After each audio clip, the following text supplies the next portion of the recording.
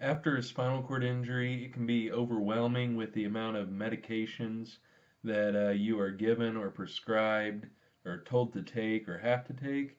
And I know whenever I got home, after getting out of the hospital, I was probably on 15 or more medications, and I had to have shots put into my stomach, which I think was a blood thinner, had like headache medicine, stool softener, bladder medication, all kinds of stuff.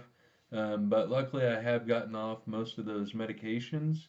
And in this video, I'm going to be talking about or showing you the medications that I now take. The first medication is Senna Plus, and this is an over-the-counter medication, and you do not need a prescription to get this. And I take 2 tablets every single day, and I'm not sure if you guys can see this, but they're just basically little orange pills, and you can see it right there. And it's a stool softener, so it pretty much just softens your poop to make it come out easier. Next on the list is Bisacodyl USP 10 milligram suppositories. Now, this specific one that I have and use does require a prescription. And basically, they're just these little suppositories. And here's a package of 2 right here. And if you split that down the middle, and then they are kind of tricky to get open, um, but I can do it myself, and these work really good.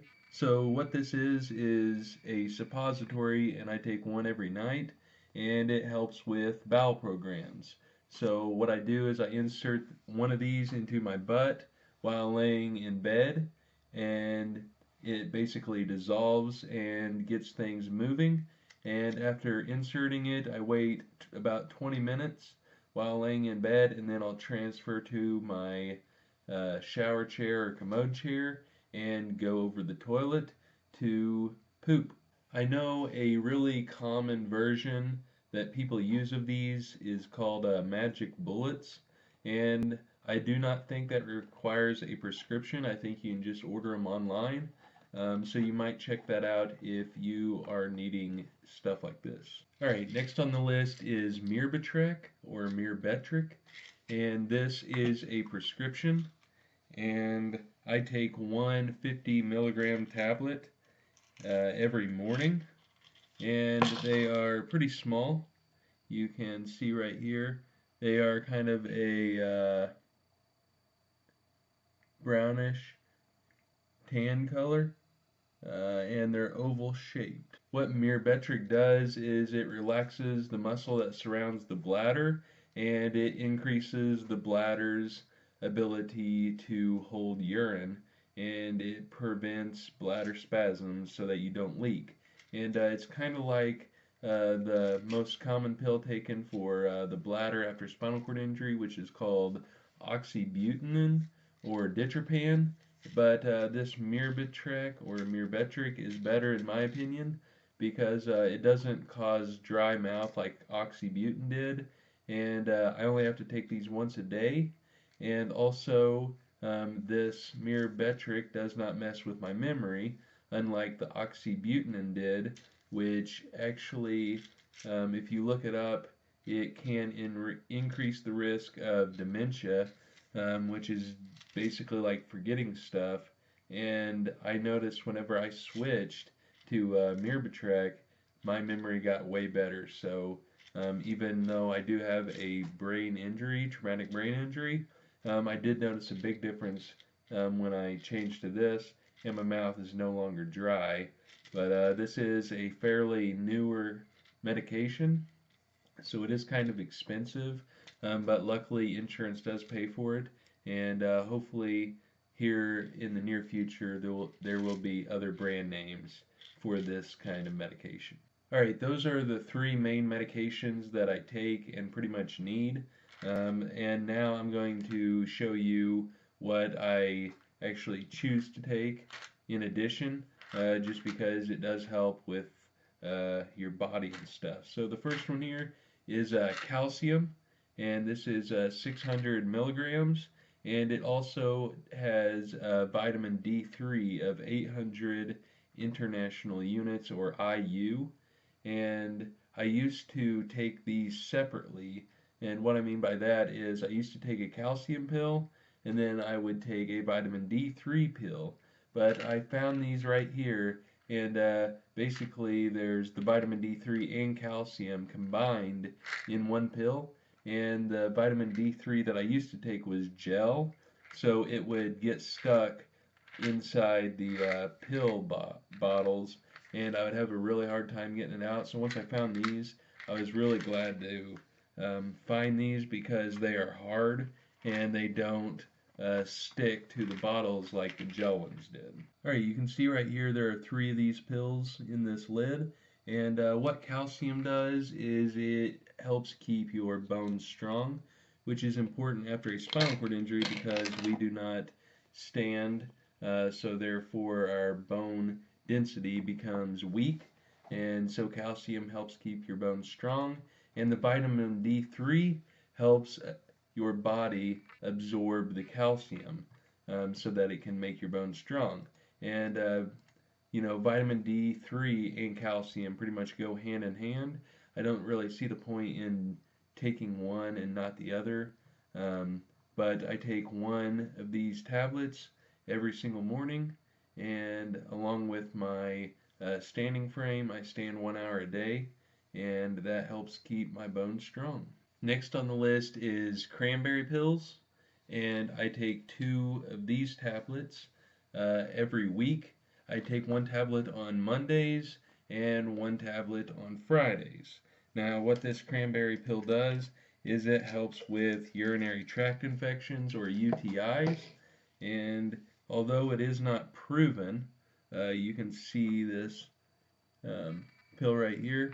It's just kind of like cranberry color, like a purplish red, and although it's not proven that it does help with UTIs, there's a lot of people in the spinal cord injury community that basically say it does and have seen results, and I myself am one of those people.